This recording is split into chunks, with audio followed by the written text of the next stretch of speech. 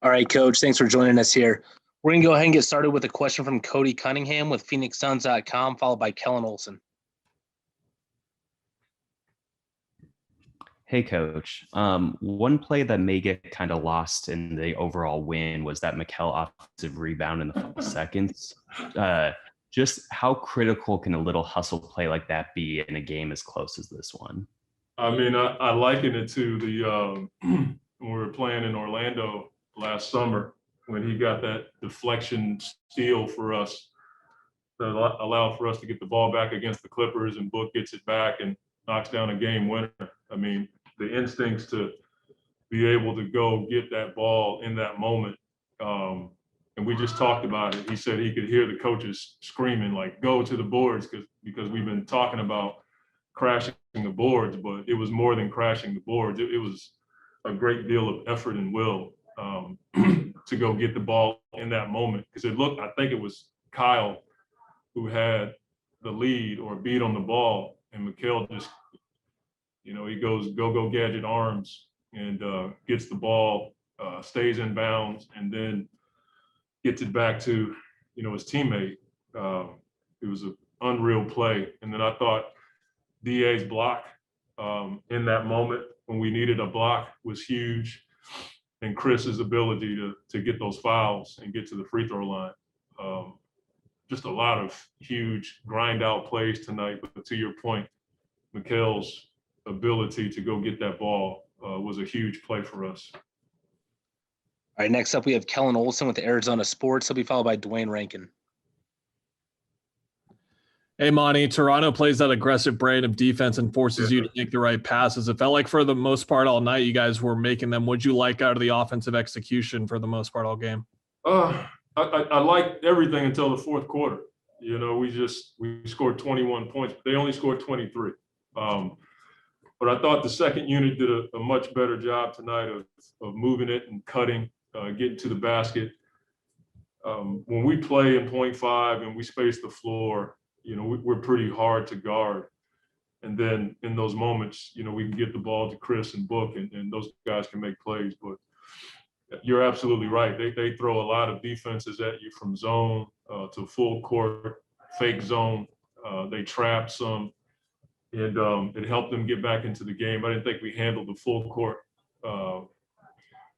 zone trap that well. I thought it sped us up a little bit in the wrong way, if you get it. But, we handled it when we needed to. And like I said, Chris was able to get to the free throw line in those last moments to give us a bit of a buffer to help us win the game.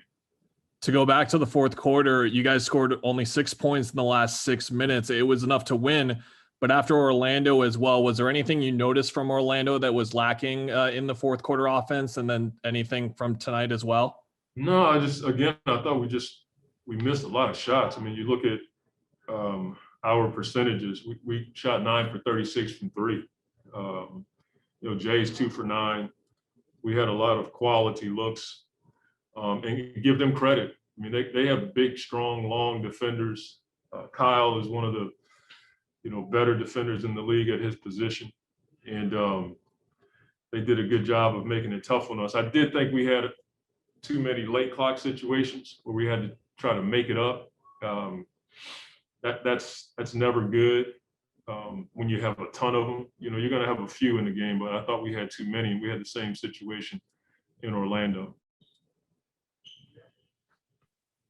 All right, next up we have Dwayne Rankin with the Arizona Republic. He'll be followed by Gina Mizell. Yeah, Coach, just to piggyback off of that, you talk about all the time it's hard to win in this league, and despite how it was looking there in that fourth, I guess how gratifying it is to come out of this one with one going like that with a win, as opposed to a loss. That's what it boils down to. I mean, I'd rather have an ugly win than a pretty loss. You know what I mean? That's the deal, and I think we have to value these kinds of games because it had a playoff feel. You had a playoff tested team over there with guys who won a championship, who know how to execute. I mean, they executed a hammer play out of a timeout and got a 3 in the corner. That championship teams do that. And it was just a slugfest. I mean, it was 23-21 in the fourth. So, you know, I'm feeling much better. The food will be a lot better. I'll sleep a lot better tonight because we got the win. And just a quick follow, the last play to get for Booker to be free. I know it. Some people were looking at, oh, that's easy to make that call, but the pass could go awry, it could go out of bounds on the other end, and then they have the ball. Yeah. Maybe just take us through deciding to go that route with the inbound. Yeah, we just, you know, we feel confident in Jay to make the right play. The first thing he asked before he went out to the floor was how many timeouts did we have? And so that gives you a lot of confidence that a guy's thinking that way. But, you know, in those situations, we trust Chris or Book to go get the ball and do the right thing with the ball. The one thing you worry about is getting tied up with a jump ball. And that's something we work on and we talk about in those moments. You have to be somewhat violent with the ball so that they can't tie you up. But Chris and Book have been in those situations. Jay is a really good passer, and his awareness of timeouts is really important.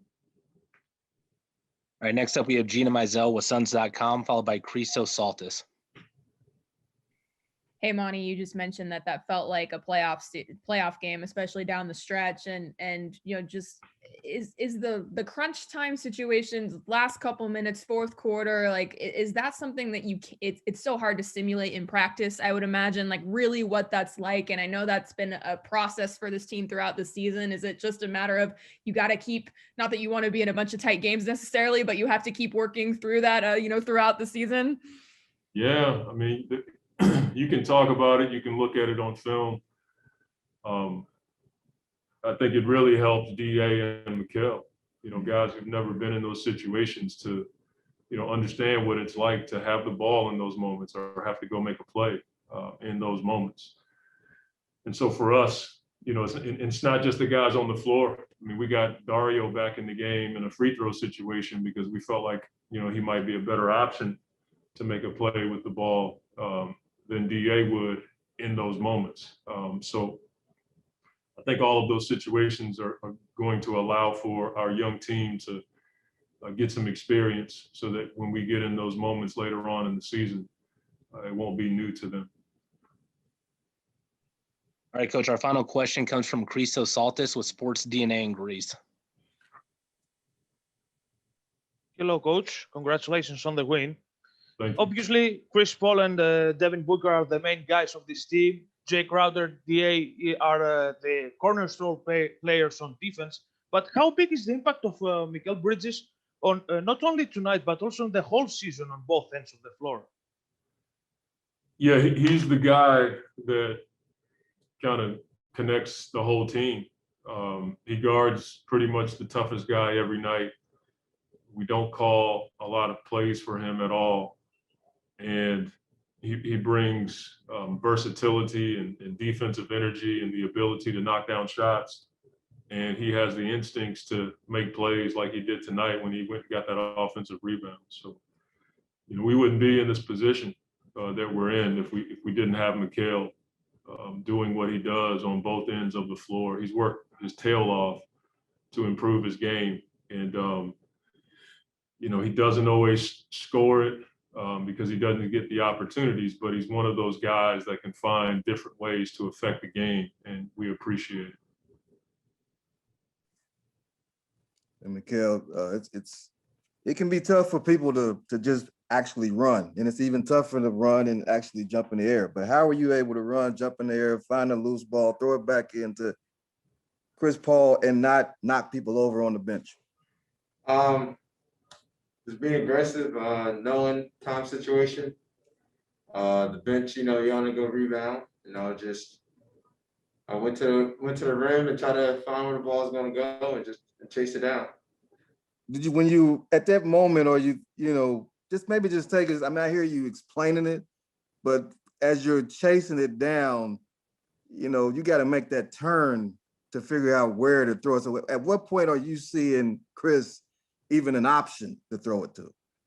Right when I jump in the air, I could hear him. Okay. I heard him, you know, I just heard him, just making a noise, and I knew it was him, so I just turned and saw him and gave it to him. Okay. All right, next up we have Christos Saltis with Sports DNA in Greece.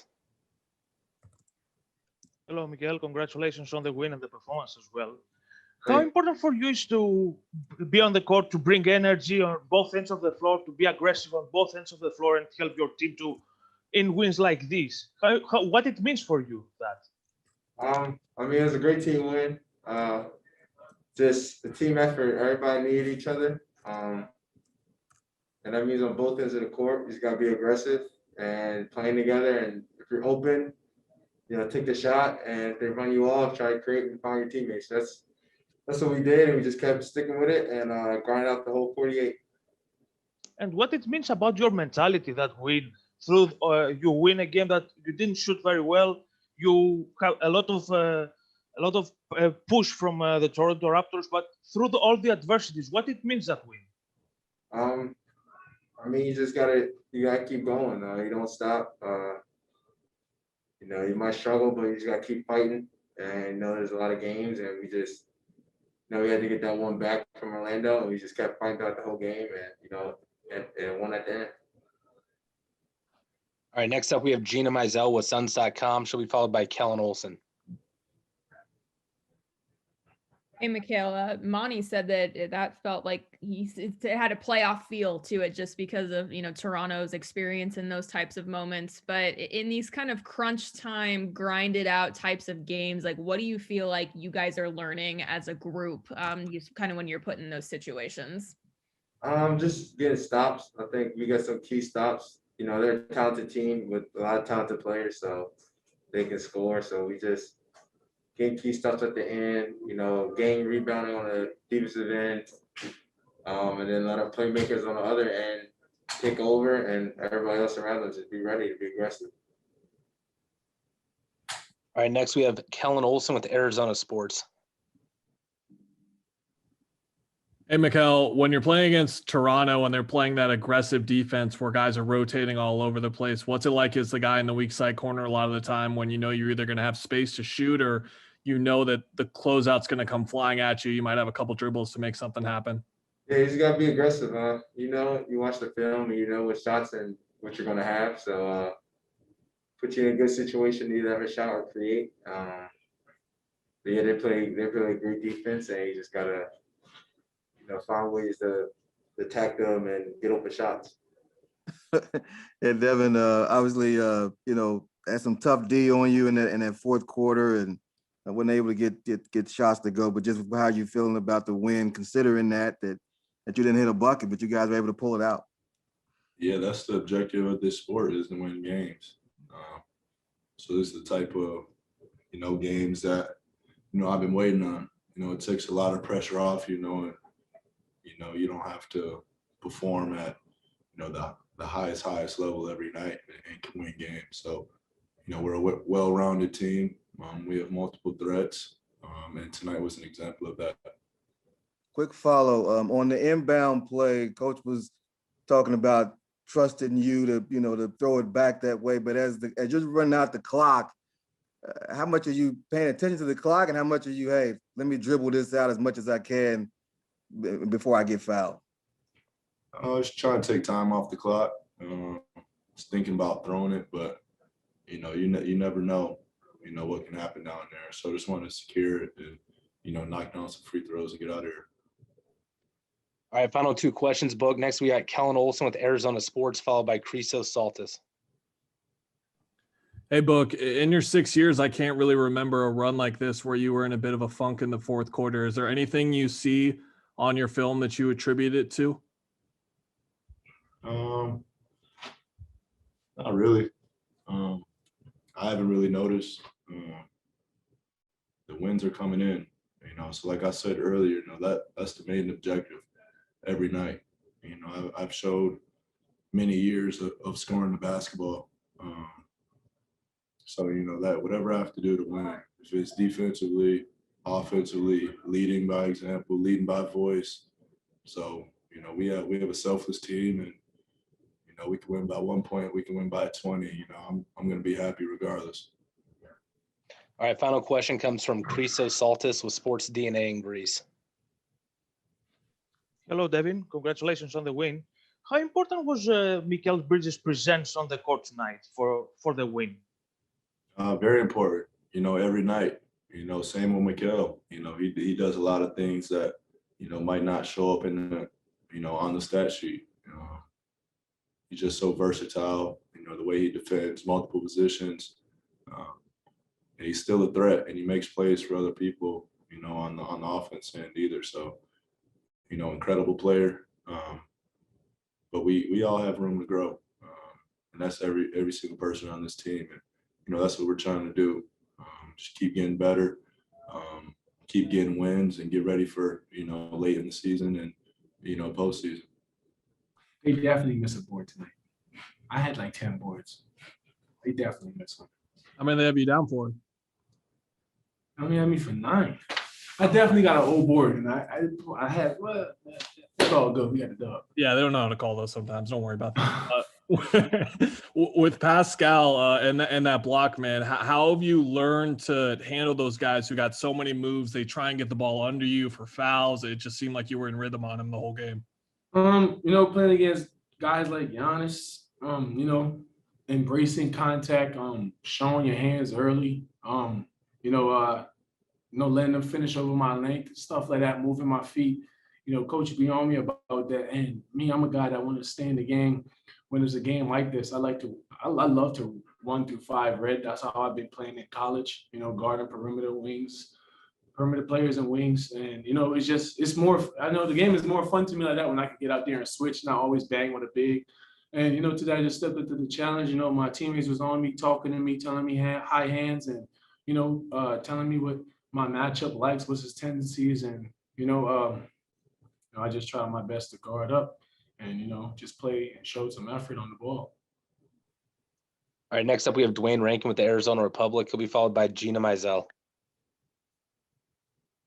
Yeah, Deandre, a lot of times games are looked at, scoring wins and losses, but if you take into account your block, Mikal's save, and then Devin running out some time on the clock at the end, how much do those plays, lead to a win like this when it's not the ebb and flow that you guys normally have in a game?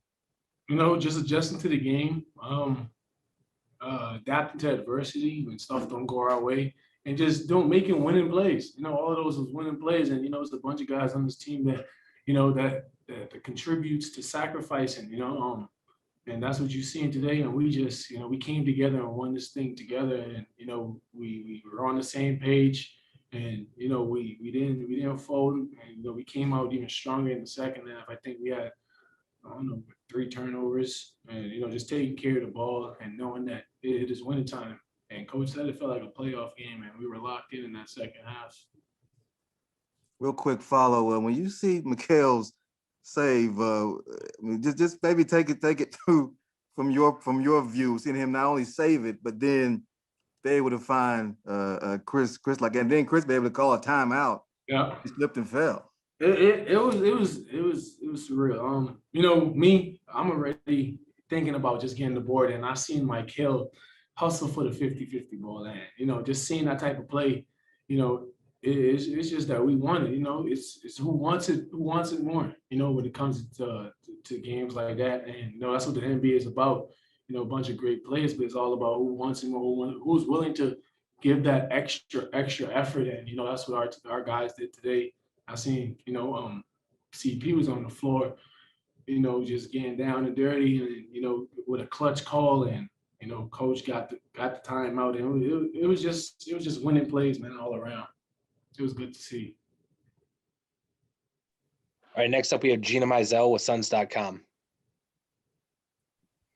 Hey, DA, to kind of piggyback up of Dwayne's first question, just I imagine that these sort of crunch time, grinded out games, like those scenarios are I bet really hard to simulate in practice or really while you're watching film. So just what are you guys as a group learning about what it takes in those situations, or what your group can do in those situations that you feel like is helping you?